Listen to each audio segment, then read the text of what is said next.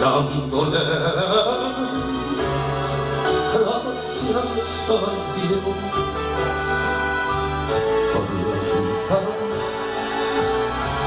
nos dio. Y vamos juntos por la vida, corazón a corazón.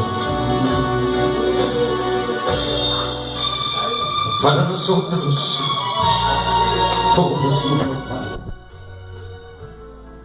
De nuestro amor muy pocas cosas hay que hablar.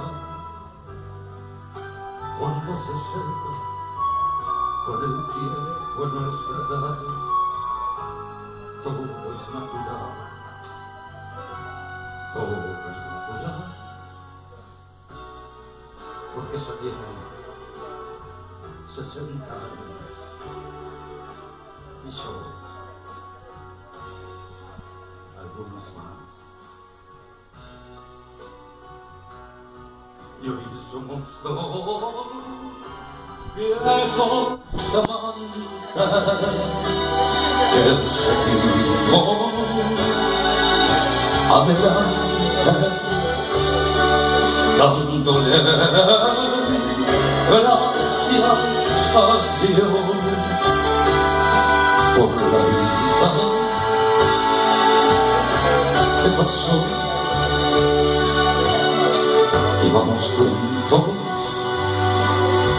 por la vida, vamos juntos de ensayo.